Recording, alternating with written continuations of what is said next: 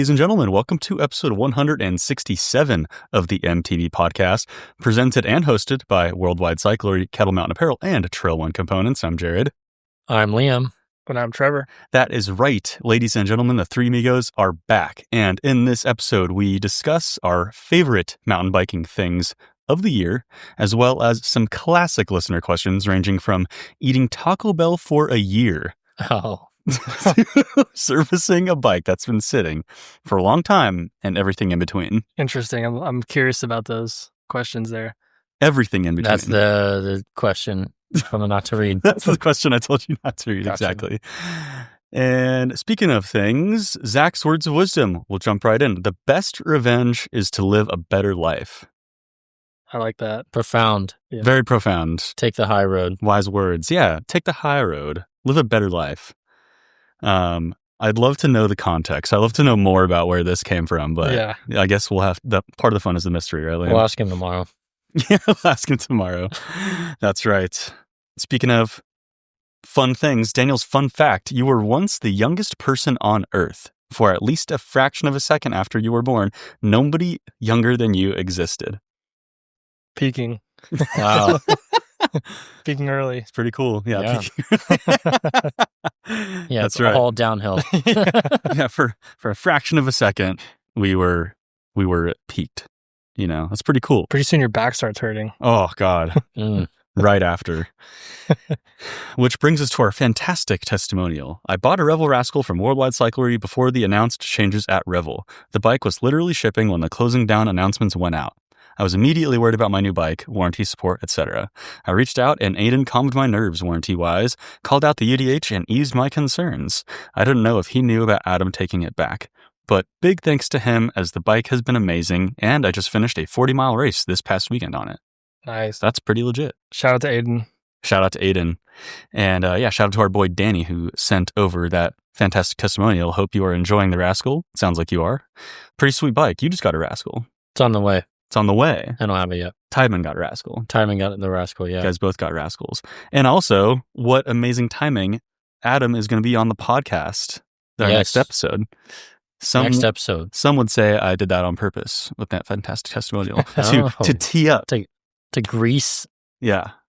Grease the rails. Grease the rails. Grease the hands of those coming. That's right. Yeah. Grease the hands. Yeah, say something else that also wasn't appropriate. Isn't that what it's called? You're greasing someone's hands? It's like you're kissing butt. Yeah. It's like politician talk. I'll take it. Greasing someone's hands. Yeah, Grease the hands. Someone's getting paid off. You're right, yeah. I'm not sure I've heard it, but I like it. All right. Yeah. It works. Okay.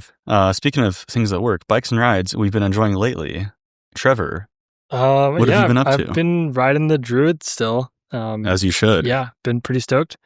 Been pretty much constantly changing wheel sets on that, just depending on where and how I'm going to be riding it. So normally I have just like a DT aluminum set. Those are the 4A1s, and then laced to some 240 hubs, so they're pretty light, and I have some lighter tires on them. I'm testing out the Schwalbe Radial trail tires right now, the Alberts front and rear. Front and rear.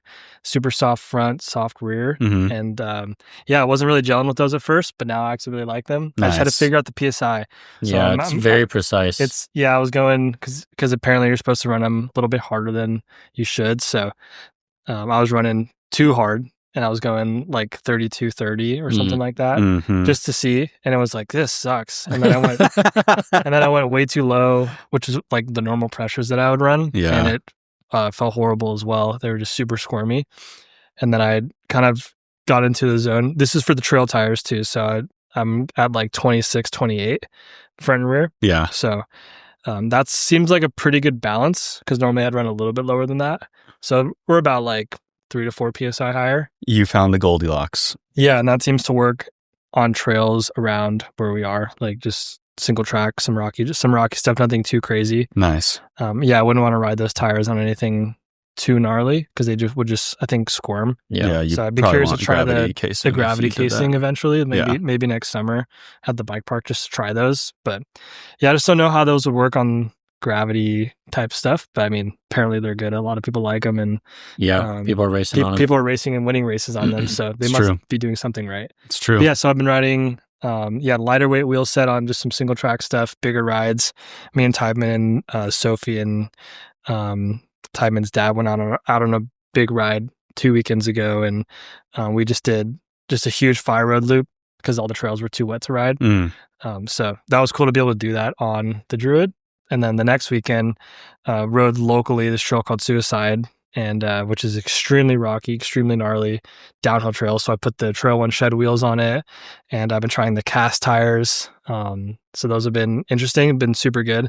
But I think I found the limit of the Druid on that trail, full on like downhill trail, super rocky. It's pretty much tearing your bike apart. Yeah, and it's like, because you ride a downhill trail next to it, but it's a different style. Yeah. And there's 2 other trails in the area that the Druid is like awesome for. It actually works pretty damn well. But on Suicide specifically, it just is not very happy. But no bike's really that happy on it, except for like a downhill bike, maybe. It's the bike destroyer. It is the bike destroyer. It's not even steep enough for a downhill bike as a That's problem. the thing. Yeah. Like it needs like an enduro race bike. Like a 170, 170 long boy. The e-bike, the Crestline's pretty good on it. I've done pretty well doing... I've felt pretty good riding that trail in the Crestline, but it's 180 travel with downhill tires and cush core and all those things. So yeah, the Druid, even with the downhill kind of casing tires and downhill wheels, was still outgunned a little bit, but that's pretty good for a 130 travel bike. How do you like the cast tires?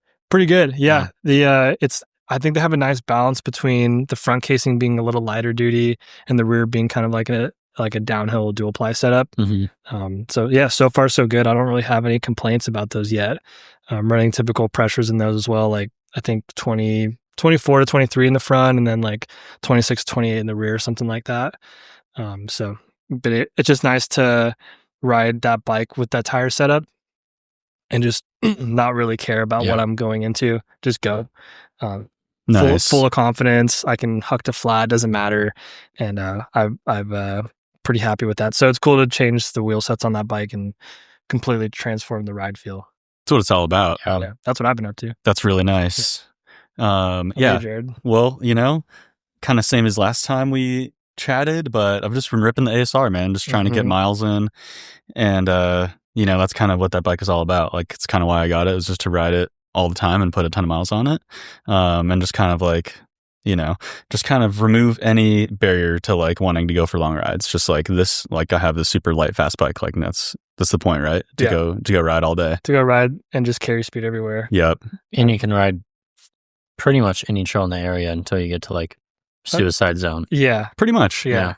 But everything up until that. It's all good. Yeah. Yeah. And you could ride some of the other trails around there on it too. Yeah, for sure. Yeah. So pretty stoked on that. The dirt was super good. What was that, last week or last weekend? I guess 2 weekends ago. Yeah. Right, like a few days after the rain, the dirt was amazing. So I just went out on like a big sycamore ride and just got all the downhills in. Nice. Yeah. I'm headed out to Tucson this weekend, and I'm going to bring out the ASR demo bike that we have, because the last couple times I've been out there, I've brought like Druid, SB140. I think that's all I've brought, or an SB130 as well. And I've kind of ridden all the gnarly stuff there is to ride there. And so I'm kind of over it. It's hard. It's very technical. It's pretty hard. It's kind of, some of it's a little scary as well. Yeah. So last time I was out there, I noticed there's just a bunch of green and blue trails out there. So I just want to just do a bunch of ribbon, easy single track where I can just like bust out a bunch of miles and kind of shred the ASR out there, which I think will be super fun. So that'll be nice. To that. It sounds like a blast. Well, Liam, you got back on the bike. I'm on the bike a little bit. Nice. I guess 2 weeks ago, I got cleared to ride lightly. Nice. So I took out the hardtail the first day. It was really windy. I was like, I'll just take out the hardtail. Rode that around a bit. Felt okay. Not great, but got to ride for an hour. Next day, took out the road bike, which I was thinking, it'd be better. And like I set up the position pretty nice, but it's a little bit too much pressure on that wrist. And then I have to look out for every single road bump or debris or pothole. So then since then, I've just been riding the hardtail. I got this little, what's that brand called? SG? They make saddles and like little SQ Lab? Maybe SQ Lab. I got this little SQ Lab inner bar end, so it goes on the inside of your grip, and I have that so I can hang my hand on that. With like, inside of the grip, thumb's kind of looped around it, and then the side of the palms resting on the grip. That was like a little nub. What's Yeah. the name of those? Inner bar end. I thought it was SQ I thought it Lab. had like a name, not like, I want to call it a pogie, but it's not a pogie. Pogies are like the big things that go over Oh, your- that you're thinking of a different thing. Yeah. Yeah. So they're like old school bar ends, but on the inside. Mm-hmm. Yeah. I know. Because you what used to else have you're- those. I know what else you're thinking of. Yeah, I did. Just to get your Um, wrist in a more neutral position. Yeah, exactly. Yeah, these are literally called SQ Lab inner bar end. Oh, nice. So SQ Lab inner bar end. a There lot you of go. a lot of people use it. I think more for like super endurance stuff, like bike packing. Oh, yeah. Continental Divide. Yeah, that makes sense. Colorado Trail stuff. There you go. But I just put one on the left side, and it seems to help get my hand in like a pretty comfortable position. Yeah. It's still not great. It still hurts on the bike, Mm. but I rode 2 hours on Saturday, so I was stoked with that. It's Mhm. actually Now just- look pretty legit. Yeah, I'll just Yeah. try to keep up in it.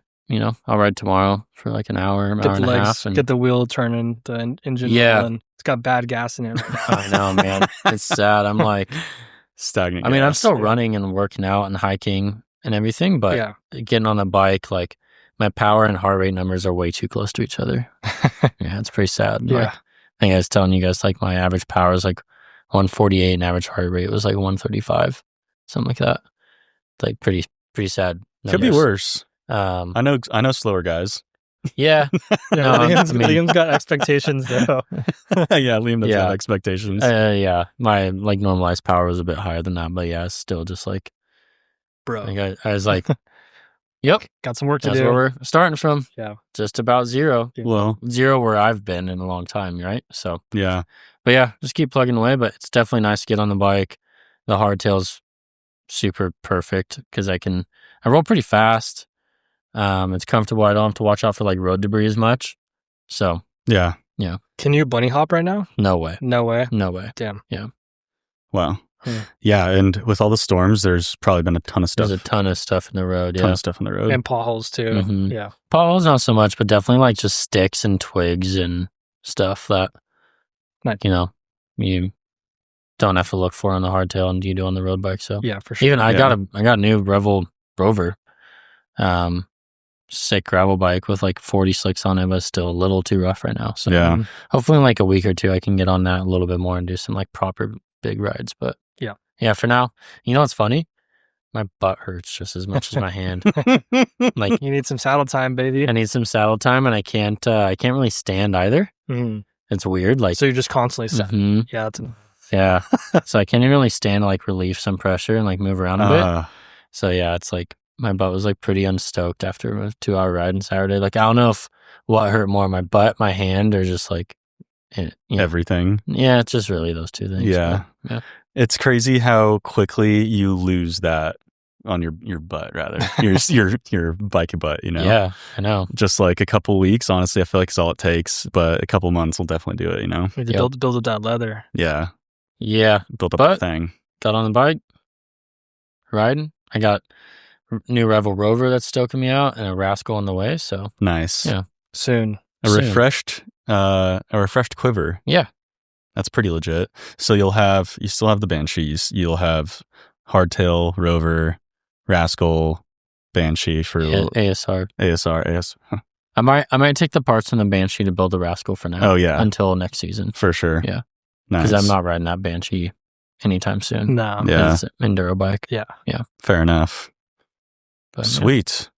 Well, that's pretty legit. I feel like that kind of is the perfect segue for us to talk about our favorite mountain bike things of 2025.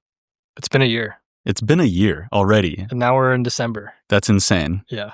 That is absolutely insane. It's just crazy. It's December. I know. But it's been a pretty solid year. It's been a good year. You gotta look back and appreciate everything that we've done and all of the sick rides that we've got to go on, and could be a lot worse. We Yep. get to try out a lot of cool stuff Mhm. between the three of us, which is pretty rad. And I think it's cool to come up with a little list of kind of things that stood out to us more or less for the year, Yeah. Absolutely. Some things So- are impressive, some things not so much, but things that stand out, we pretty much ride with every day. Right? Yeah. And yeah, we put together a list of our stuff, and we have a blog up. Yep. Jared's is live. Mine's live. Mine will. Yours will be live when this goes live. Yeah. When the podcast goes live. Yeah. And Trevor, yours is going to go after that. But we can still talk about it, get everybody a nice little tease, a little prequel on the podcast. It's funny because we talk about these things a lot, right? Yeah. Like everybody who listens to the podcast like pretty much knows, but this is all in like nice concise form, Yep. Standouts of the year. What's your list, Jared? Here we go. Number 1, Schwalbe tires. Schwalbe radial tires. Are these in tires. order? They're not necessarily in order. Okay. Yeah. I mean, not in order of importance or anything, but this will be the first one. Yeah. Schwalbe radials, Magic Mary and Albert. Super stoked on those. And we've talked about them several times. That's what I have on my SP140 right now. And actually, I have that also on the SP165. But the gravity casing on the SP165. So pretty stoked on those. As Trevor, as you know, those are pretty legit, pretty solid tires. Number 2, Shimano XTR Di2, which I probably have like maybe 600 or 700 miles on at this point. So I'm pretty stoked on that. I feel like it's still extremely dialed. I mean, still kicking extremely well. After going through a couple different like combinations and permutations of the chainring and cassette and long cage and short cage, super interesting and cool. I like how you can just kind of change it around based on, whatever bike or setup you're going for, Yeah, maybe not the easiest thing to change around, but you can do it. It's not the quickest, but it's doable. So right now I have the 30 tooth on the ASR with the 9-45 cassette and the short-ish cage. Yeah, that is kind of a cool setup. I think I would like that as well. Yeah. Especially on the ASR. Yeah. I think it's perfect for that bike. And even on the SP140, it worked out great with the light wheels and stuff like that. I think like a regular or, trail bike, you'd probably want to go maybe even, it sounds horrible to say 28 tooth chainring, but 30 tooth with the 945 is pretty cool. I kind of like that. 30 tooth and 945 is... I'm pretty much always a 32 guy. Yeah. I think 30 because you have the 9. Yeah. And you're just in that gear rarely. Barely ever. And 3045 sounds pretty nice, it's actually. pretty perfect. That's actually what Jeff has on his ASR, but 11 speed. Oh, yeah. He sized down to 30 with the 946 E13 cassette, so he was 46, not 45. Okay. He had a 32 on that setup for a while, but with all of his adventure racing, he went down a tooth. Yeah. So he's on 30. It's reasonable. Yeah, and I really tried to man up, and just keep that 32 on there, but like... Couldn't do it.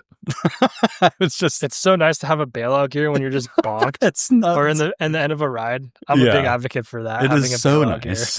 It is really nice. I'm a little wussy about it, but I've always run a 32 because of that. On the XC bike, I always have a 34. Yeah. Just because I'm like, just doing it, but I never have bigger than a 34 on like a trail bike or bigger. That would suck. Yeah. And that's with a full SRAM cassette, like 10 to 52, right? 32, 50, 34, 52. Yeah. 34 on an XC bike does make a lot of sense. Yeah. For sure.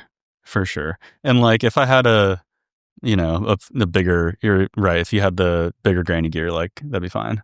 But yeah, I just found that like with the 30 tooth, I feel like the cassette, like more of the gears are usable, like whereas like I feel like with the 32 and the 945, I feel like I was in like other, this too, like, too high up it. Yeah. You also have like way tighter gaps on that smaller cassette. Yeah. Than the 50 to 51 tooth. Or, yeah. Yeah. I also don't know if there's anything to this, but I feel like it shifts a little bit better with a smaller front chainring. Is there anything? There's a chain line difference. Like a chain. It's like, yeah, I don't know. Like I just feel like it's a little quicker and crisper, but that could just change totally be much in my head. Yeah, or the fact that like I just changed it and then something got slightly corrected. The only thing I can think about is just where you are in a cassette generally is going to have either tighter shift points or not. Like the ratio between each cog is going to be a little bit tighter, right? Rather than on the bigger cassette. Or even if you're like on average one cog down, your shifts will be a little tighter, which should be a better shift, right? So there you go. So yeah, long story short, Shimano XTR Di2, super stoked on it. Shift's amazing. It's been super durable. loving it.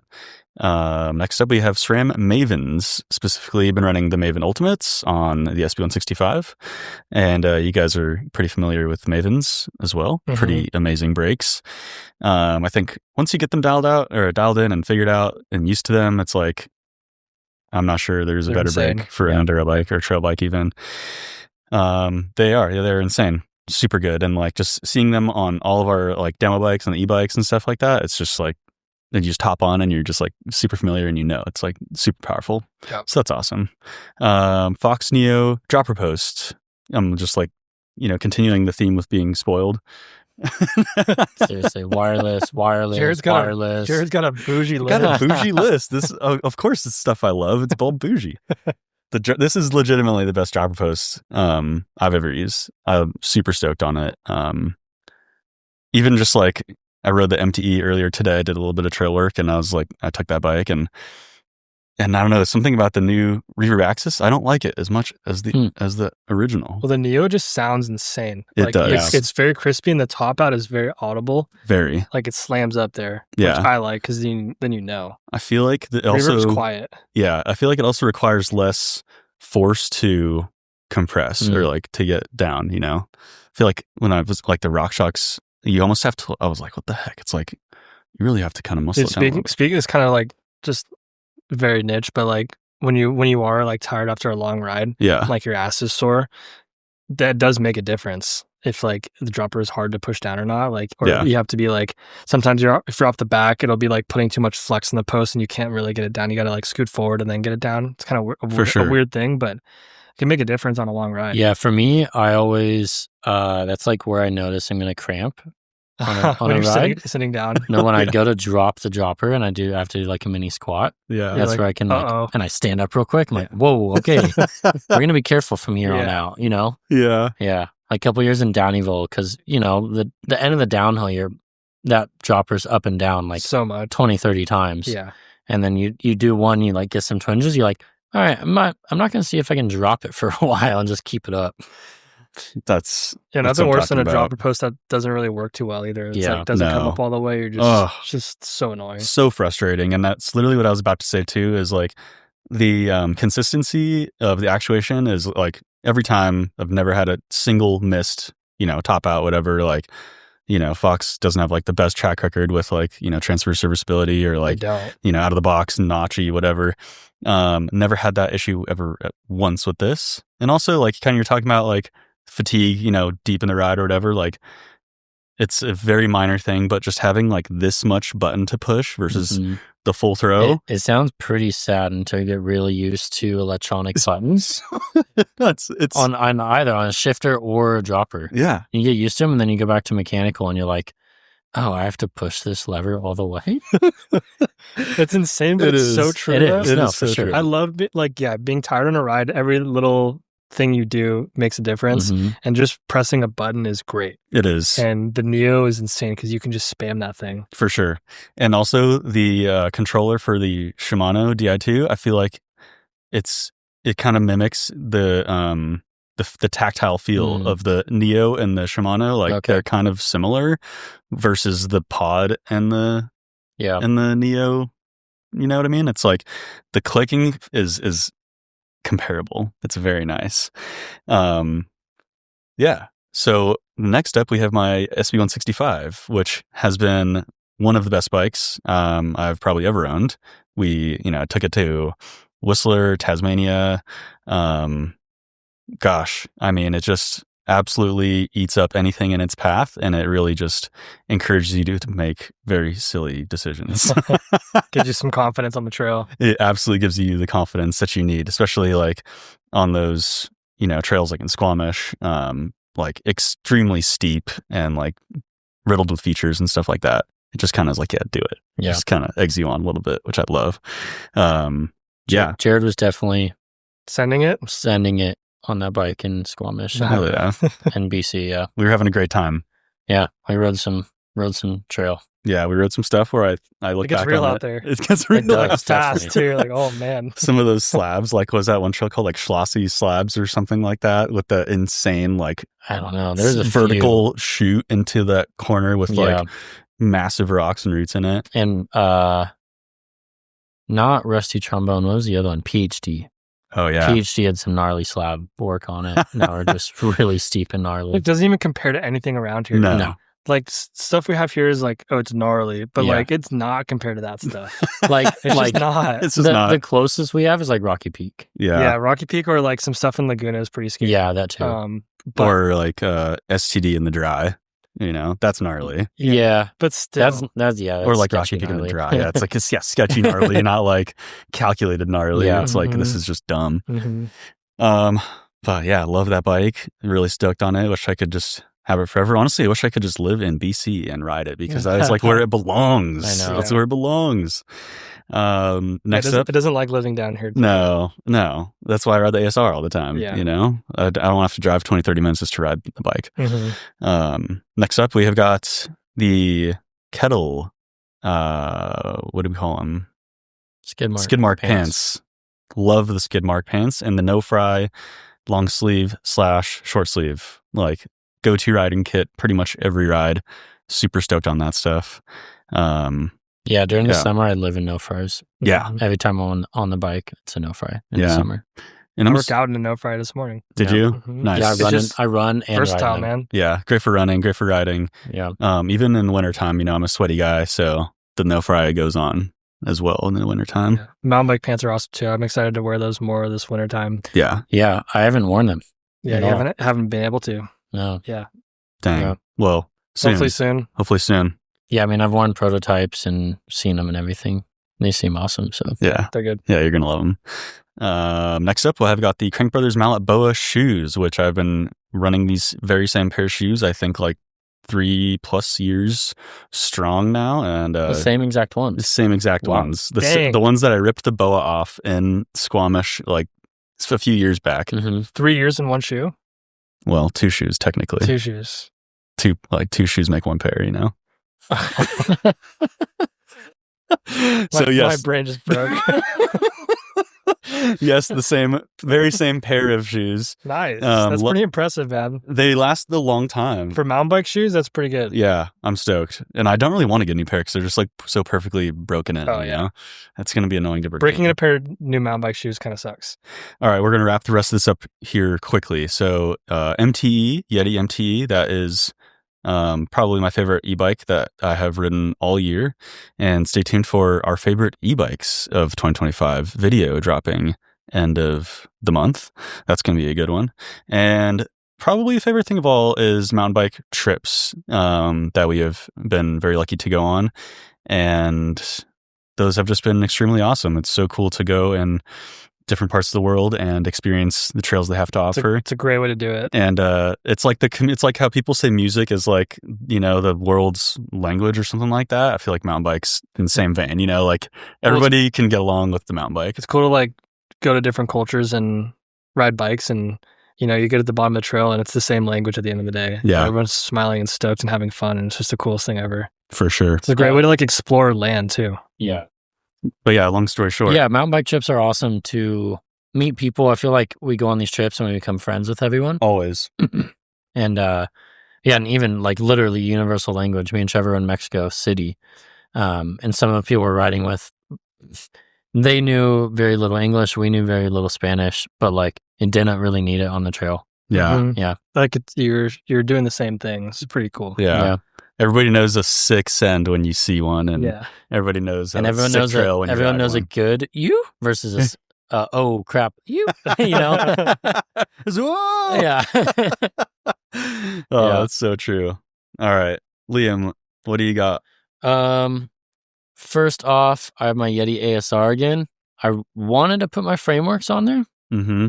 and I was between the two, but I just felt like I spent more time on the ASR, and I love the way my ASR is set up right now. Yeah. So I have a full blog on that of how I set it up this year and what I've changed from previous to current ASRs.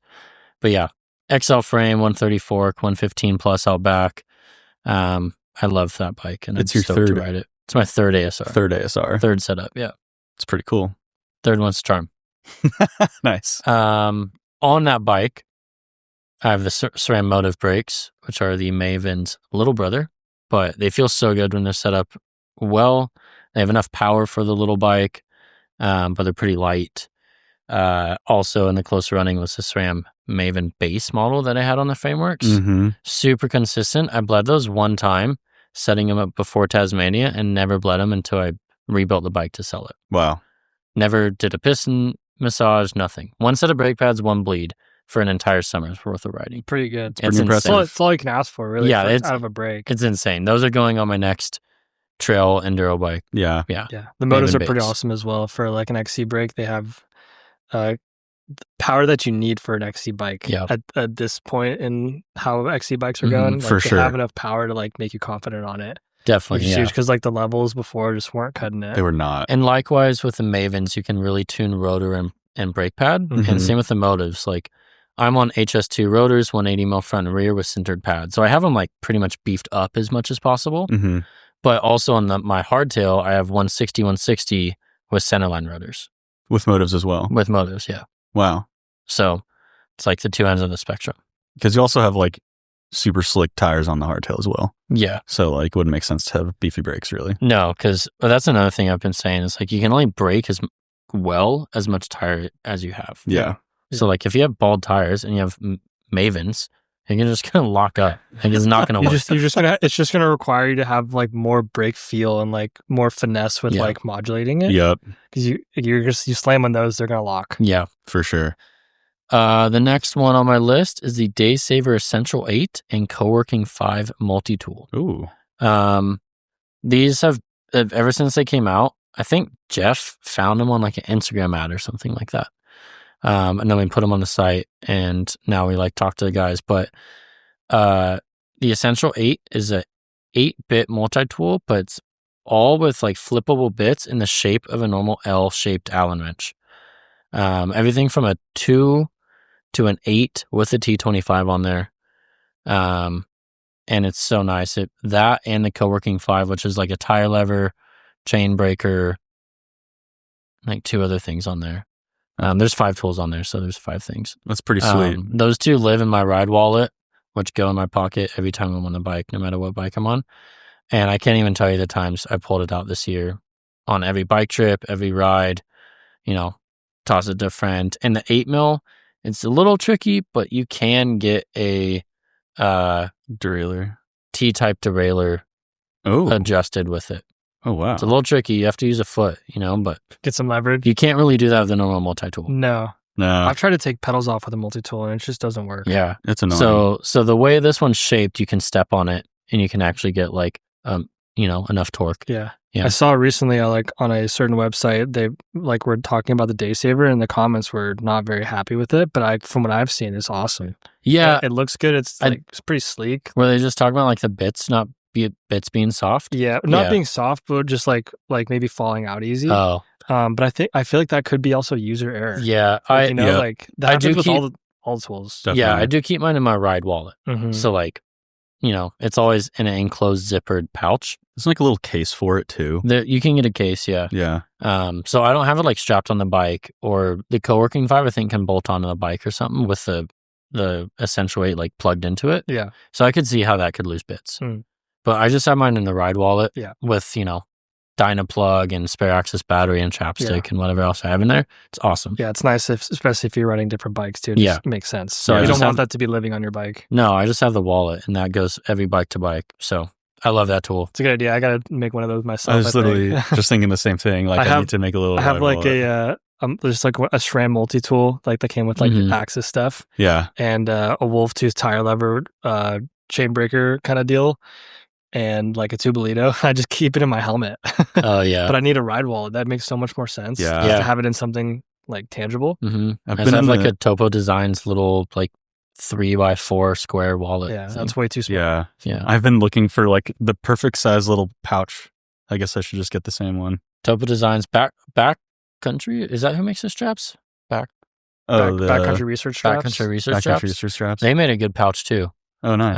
That I have. It has like grippy on the back, so I don't like it as much because it's hard to get in and out of the pocket. yeah. But Mm, there's a bunch of little pouches like that. Mission Workshop makes some, and nice. Topo Designs. Yeah.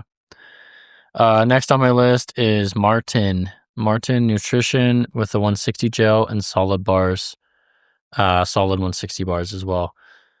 Those are like key for any time I'm doing training or racing. And the new 160 gel is awesome for mountain bike racing, because you get 160 calories, 40 grams of carbs in one gel shot. Wow. So when you're doing a mountain bike race, you can't always take your hands off the bar every like perfect interval when you need to eat or drink. So like, I feel like that's big enough that, you can go 5 or 10 minutes extra or just eat it sooner and you're good. And then, the solid bars have like a little kind of split notch in the middle. So you can kind of like eat half and then shove it in a pocket or something. Oh, really? And then eat the other half. Nice. So it's nice that both are I found both are really good for mountain bike racing when you can't like always take your hand off the bar. Nice. So yeah, I did. I had one of those pouches, like what is it, the carb and caffeine mix.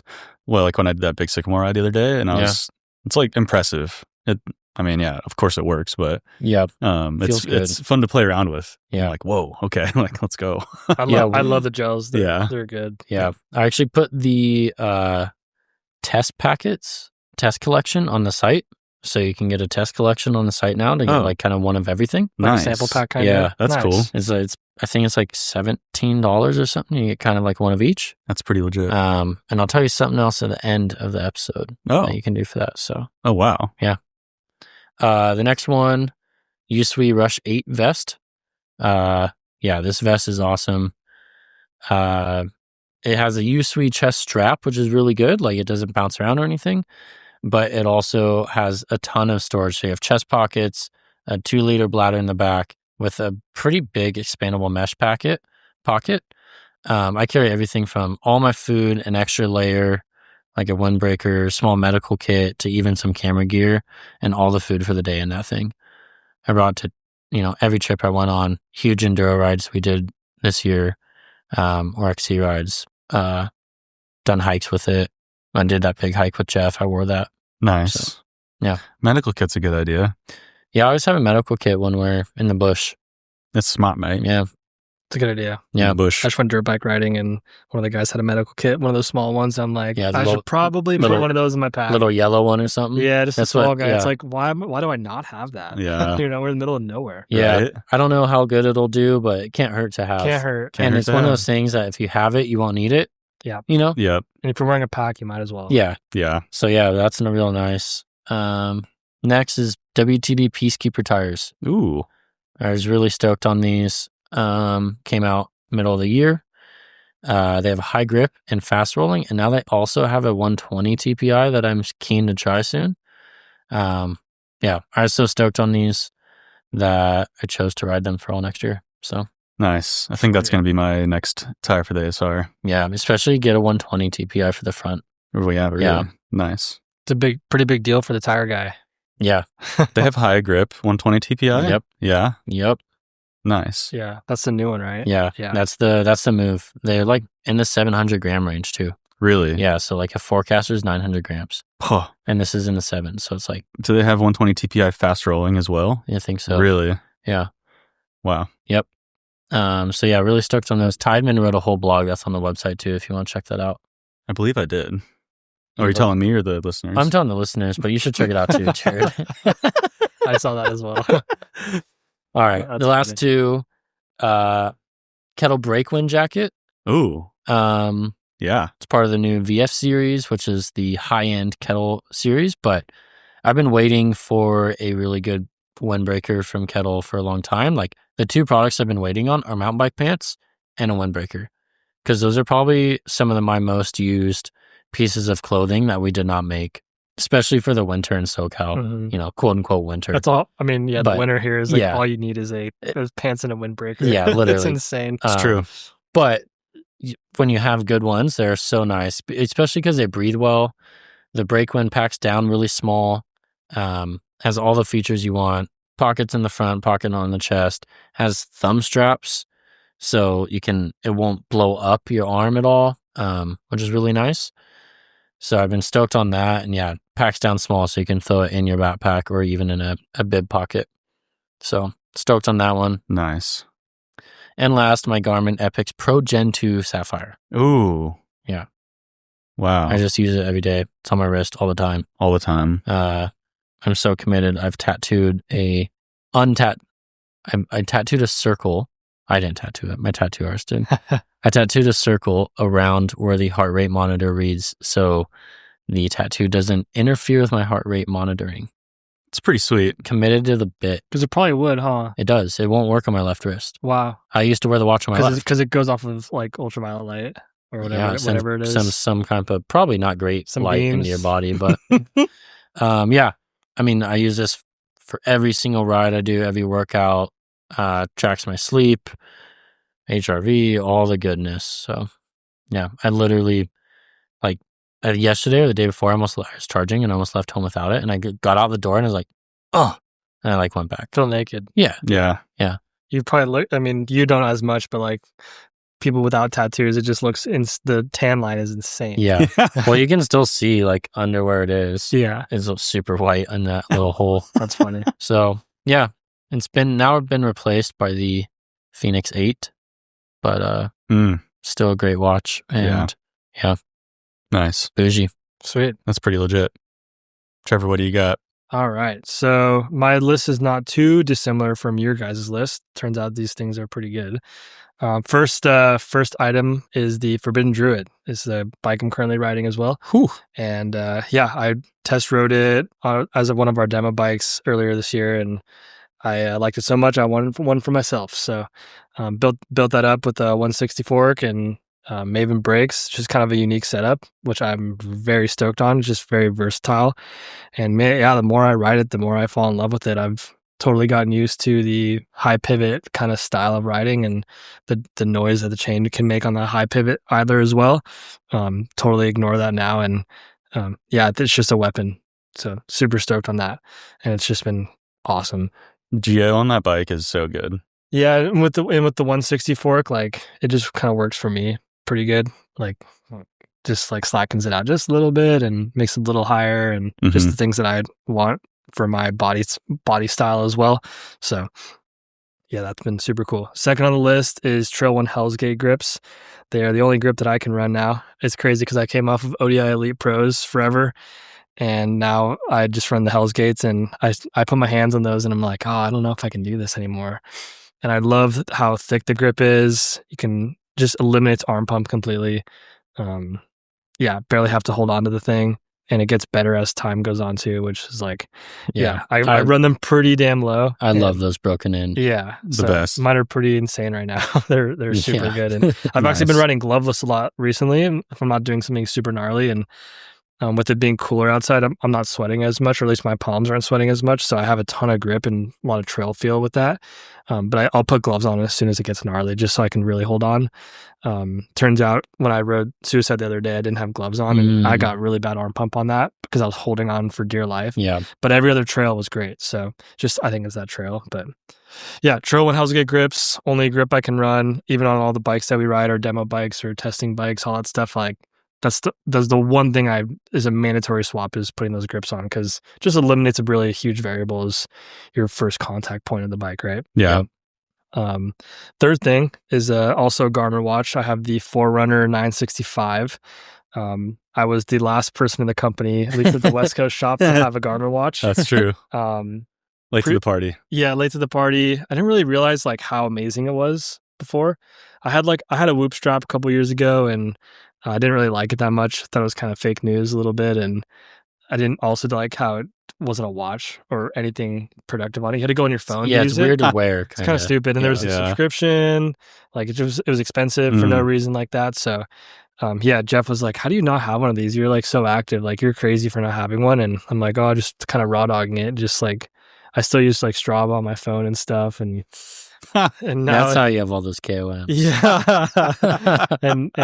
So now it's awesome. I can track my calories and sleep and all my workouts, different whatever. And I love being able to have a log of all that stuff is super helpful. So yeah, that's been kind of a game changer, and it's helped me sleep a lot better too, and kind of understand what my vices are. Like if you have a drink or whatever and your sleep's kind of screwed, or it's made me really drink less since I got a watch. Yeah. I'll probably say the same, honestly. And just like okay, you know, yeah, I'll have 2 drinks tonight. I'm not doing anything. But if I'm doing something, I'm like, nah, Yeah. not worth it. I know if I'm like planning like to have a fun, good, long, hard day the next day, I'm not going to go out Yeah. and I'm not going to drink. I'm not going to do anything. I'm just going to go to sleep. Yeah. And sleeping consistently, I can see all that stuff has been a total game changer as well. I have a ton of energy. So Not to interrupt, but to piggyback on the Garmin. yeah.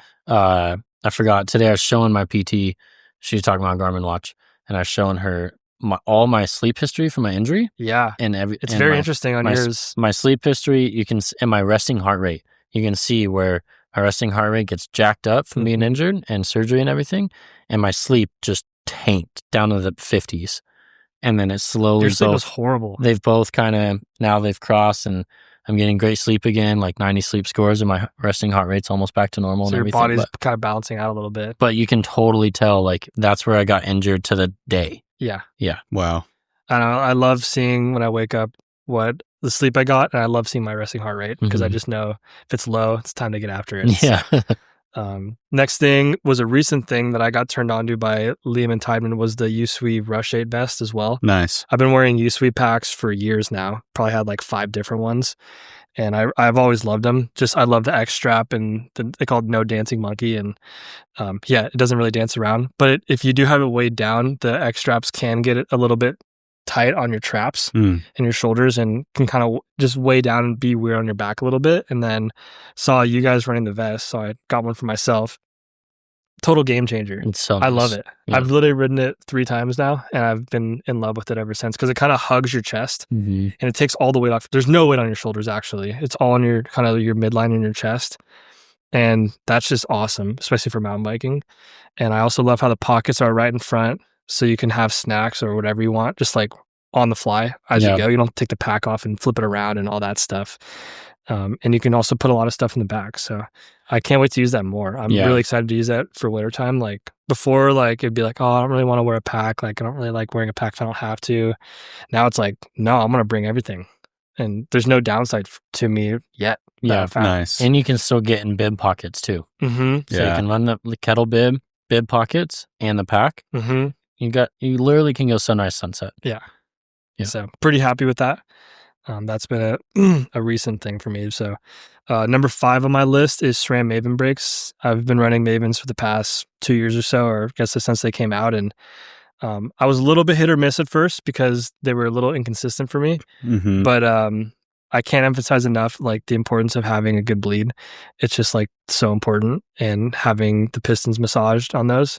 If you can nail the bleed and like really just take your time and get all the air out of it, which is pretty difficult sometimes because the caliper is just complicated. It's big. It's huge. Big, and the pistons are huge, and air gets trapped in weird places. Even if you think you've bled it, like try again and you really get all the air out of the caliper.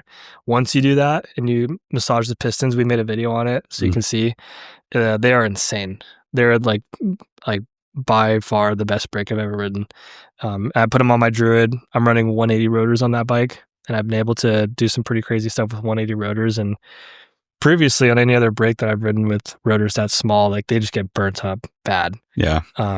Especially the rear. I'm pretty rear heavy when I ride, rear brake heavy. So the 180 rotors are cool. And then tuning them. Sometimes I'll put a 200 mil rotor in the rear for like the bike park or for long descents, and it doesn't even get that hot, which is awesome for a trail bike and for brakes like that. So yeah, just super happy with those, and it's allowed me to be a lot more confident on the bike because I know I can stop like in an instant and just be comfortable. Just the better your brake is, like I've never heard someone say, oh, my brakes are like too strong, like it's like, oh, I don't have enough travel or I don't have enough brake. Like no, you want good brakes. It's like super important. So, and last on my list is the Trail One shed wheel set. Been testing those out like for most of the year, really, all summer, just abusing them. You have the most time out of anyone on that wheel set. Out of anyone for sure, and still using them. And I have just like haven't had any issues, which is awesome. So I've been building a bunch of them up for customers, which has been cool. And just stoked to have a downhill wheel set to just trash and not really care about, and it just does the job. So it's pretty nice, like coming off of like carbon rims and stuff. It just gets nerve-wracking sometimes. Like you will go into something a little bit with some hesitation, which is not the safe thing to do. I think the the safe thing to do really is like don't think, commit. Yeah. Just go for it. And with these wheels, like you can just, in proper tires, of course, like you can just do that. And that just makes the riding experience for downhill at least way better. Yeah. So I wish it was summertime again. So I could just, like, it's hard for me to ride them now because like you have to be riding the proper trail for it. Yeah. And I'd rather pedal around a lighter tire and lighter wheel set. But Yeah. when it comes summertime or for shuttling, riding the bike park, like those are going to be on the bike the whole time. So are you going to run those in the big Santa Barbara ride? Yeah. So we're planning to do a big Santa Barbara mission like end of December. And it's going to be like all the front side trails, climbing up three laps, climbing up Gibraltar 3 times, which is going to be like, I think a 10K a day. Yeah. Oof. So I'm planning to do that. So I've been working out and riding to train for that. But I'm going to need to put those wheels and tires. I'm going to run the same stuff I've been running, the shed wheel set with those cast tires. I think it'll be perfect for that. Yeah. So wow. It's just you need trails like that, gnarly, rocky, fast, rough, to really use those wheels and tires. Sick. But so you descending Tunnel and Cold Springs? Yes. And Tunnel, Cold Springs, San Isidro? I think so. Yeah. Nice. I don't have a ton of experience on those trails. I've ridden all those trails maybe once. Tunnel's pretty gnarly. Yeah. And it'll be interesting to see how that goes on the Druid, because I've only ridden that on my like old enduro race bike. It was 180 with downhill tires and slack, and it was an S5, huge. Yeah. Some people fully ride downhill bikes on that, don't they? Yeah. You can shuttle on. Definitely back in the day. I'd say now they're like proper enduro trails. Yeah. Nice. And like now people are just riding big e-bikes. Yeah, that's kind of replaced the downhill bike a little bit. So, for sure. I'm sure the new e-bikes are just as capable as old downhill bikes anyways. So it's crazy. Yeah. It'd be cool. I'm excited for that ride. Nice. Mm-hmm. Great list. That's my list. Great list, boys. Mm-hmm. Yeah. Good stuff. Good parts. Good year. Yeah. It turns out we all like Mavens, I guess. Yeah. I like the Maven base though. Yeah. It's pretty good. I like Maven base too. Yeah. Especially on that Forbidden Druid core that you just built up for the customer. Yeah. And like fresh, crispy Maven base. Like, I was like, ooh, these feel really good. Yeah. Like, and again, like another thing about emphasizing the bleed, like I set that bike up and I did like a lever bleed on the front or the rear brake. And then he went to go try and ride it. And then the one of the front levers just went to the bar, because there was a little air bubble hiding in there that I didn't know about. It felt good. I test rode the bike and everything. It felt good. And then go home and ride it a little bit and it goes to the bar. So you do another bleed and get a bunch of air out, and then it feels insane. So just like another emphasis on how important the bleed is on that. But once you get that good, just like with any other brake, they're insanely good. Yeah. So don't judge it without having a good bleed. For sure. I would say. And spend time on it. Don't rush it on the bleed, that is. Yeah, it's not just like, it's set and forget if you have a good setup. Yeah. Nice. Well, what do you boys say we hit a quick break and then we jump back in with a few listener questions? Let's do it. And now, a word from our sponsor. Ladies and gentlemen, listeners of the podcast, just wanted to pop in here and say thank you so much from the bottom of our hearts. If you shopped with us or, spent any of your hard-earned money with us, whether that was Worldwide Cyclery, Trail One, or Kettle, we truly do appreciate it. Your support means the world to us. And, it allows us to keep on doing the things that we are doing. So just wanted to shout out all you guys, give a heartfelt thank you. And we appreciate you tuning in. And now, back to the show. And we're back with some epic listener questions for you all. Listener question number 1. With my new Revel Rascal, I'm thinking of what to do with my old 2017 carbon stump jumper. I can certainly sell it, but what if I just wanted to put a smaller, more XC-friendly fork on it and tune it for more XC weight, tires, and terrain? Looking to do this more on the cheap versus selling and getting another new bike, plus avoiding the wife aggro of 2 new bikes in the same year. I don't race XC much, so a full bike investment is also challenging. Let me know if you have any innovative ideas. Thanks. I have a very innovative idea. Do you? Yeah, just get a bike that looks just like your other one, and the wife won't know. That looks just like the 2017 stump jumper? Yeah, if you plan smart, you just buy a bike that's all black. Yeah. And then you just buy another bike that's all black. And you're like, nah, it's the same bike, babe. Yeah. Just gaslight them. That's extremely innovative. Yep. That's bad advice. No. I think he should skip the fork thing. Yeah. The same fork on it, and get XC tires and wheels if you can afford it, if it's worth the price. Yeah. That's what I was gonna say. Yeah, just tires are gonna make the biggest difference. Get some recons on there, recon race or something. Yeah. Who's Is this ripping. bike? Do you think this bike is boost or non-boost? 2017. That's kind of on the fringe. I'm isn't wondering it? if it's like a 6 fatty. Whoa. You know, No, I looked at this. Is what 6 fatty like the? like the Yeah, 650D fat bike. Oh no, I don't think so. It's just a stumpy. Oh yeah. It's just like has that like classic like X. Yeah, in the honestly, it frame. probably doesn't even have that heavy of fork. It probably just has a pike on there from the images. something like that, right? Definitely like and- recon race, like you said. Or if you want to go crazy, I mean, you could get even lighter tires, like, but that could be kind of weird with that but, bike with yeah. that much travel. Yeah, but it's not that much travel. That's true. It's like 135. Keep it. I had Yeah. this bike actually. You had this bike. Yeah, that's the only stump jumper or only special I've really ever had in my life. Wow. I had it for 3 weeks and I started here and Jeff made me sell it. That's what happened to me with my Santa Cruz. Yeah. Started working here and made me sell it. Yeah, it's like 135, 140 or 135, 150. I wouldn't even do a fork. I would do tires for sure and maybe wheels if you could afford them. Yeah. And even like some like Hunt XC alloy wheels that are pretty affordable, like Yeah. $600-$700. Oh, That'd be wow. sweet. Yeah. Yeah. So yeah, just spend a few $100 and then you have got a XC ready rig, and that's probably a pretty light bike. Like that's before they started making carbon bikes super heavy, I feel like. Yeah. So Yeah, I it's feel like the first bike ever with SWAT. oh wow. Yeah, that was a good bike. Yeah, I feel like that'd be a perfect application for that bike, and then just kind of, make the Rascal a little more trail plus, if you will. Yeah. There you go. Nice. All right. Here is the $1 million question, quite literally. I mildly enjoy your podcast, just joking, and I noticed in the last podcast that Liam said he will eat the same thing for 3 days. I was wondering if he had a challenge to eat either Del Taco or Taco Bell for dinner for a week and win $100, 1 month for $1,000, 6 months for $100,000, or the whole enchilada. That means 1 year for $1 million. You can eat whatever you want for breakfast and lunch, but dinner has to be from one of those establishments. Even on holidays like Thanksgiving, Christmas, 4th of July, and so on. If they're closed, then you buy extra the day before and eat it up the next day.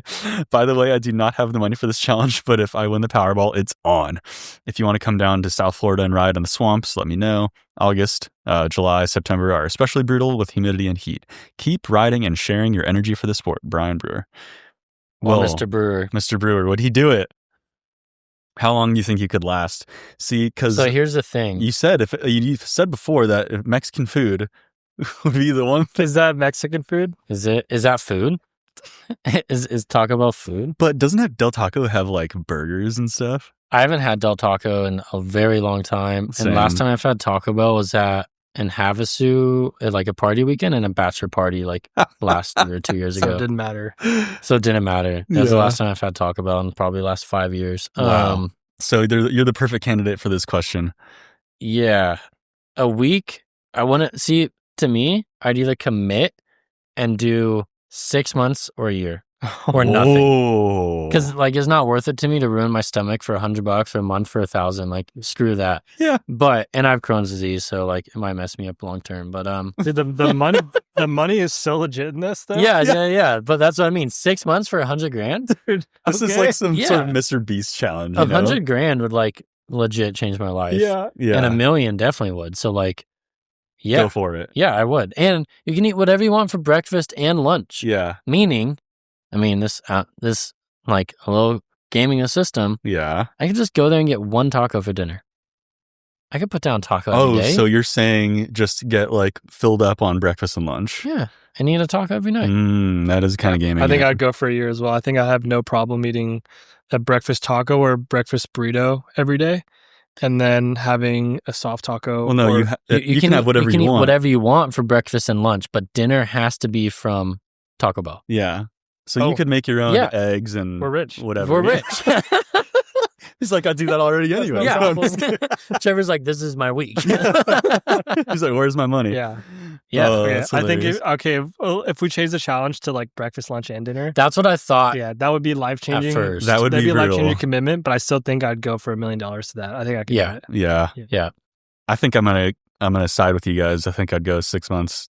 You got to just send it 6 months or a year. You got to send it. Year, yeah. And like, I feel like there's got to be enough like menu options. You know what some people say is like everything from Taco Bell kind of just like tastes the same because it's like all the same different ingredients, Yeah. just like packaged differently.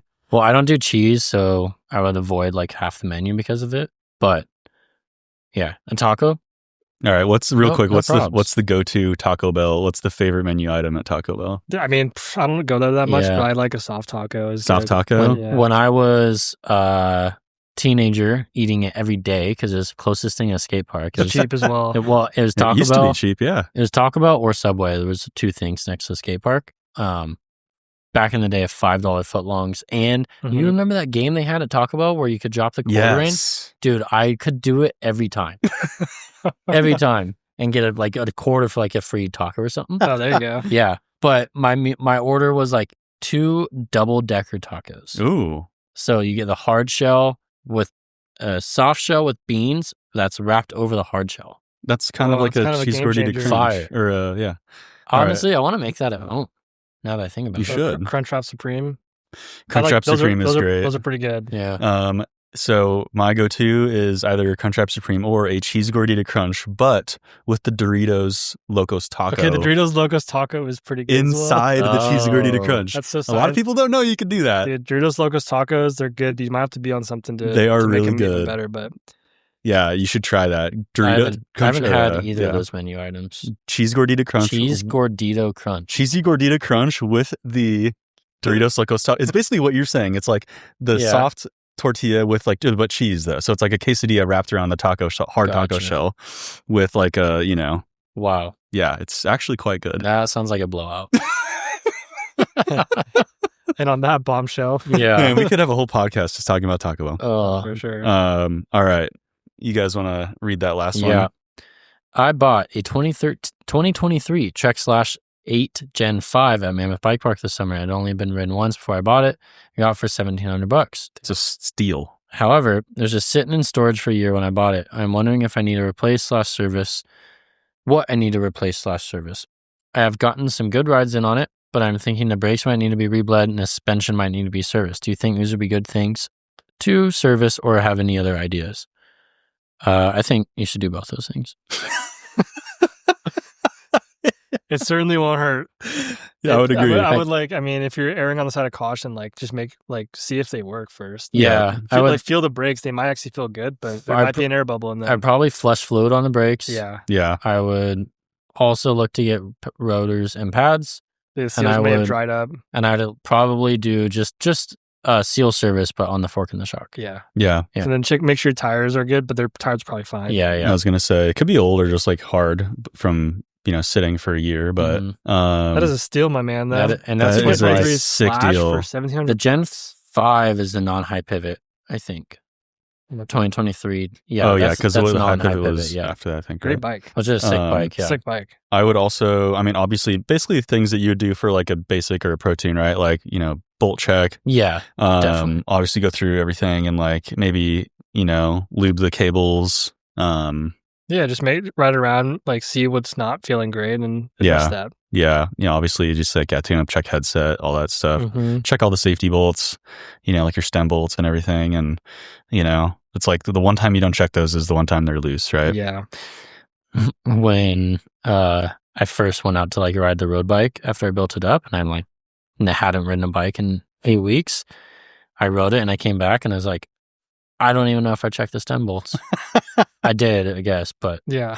mentally, But like, you imagine you go out your garage door and then all of a sudden the stem slips and you crash again. Well, imagine if I went out the back of the shop Oh, with, test riding it, yeah. and I'm first pedal stroke back and I just stem goes sideways and Time to hang it up. seriously. It's so demoralizing. That's a sign right there. That would be so extremely demoralizing.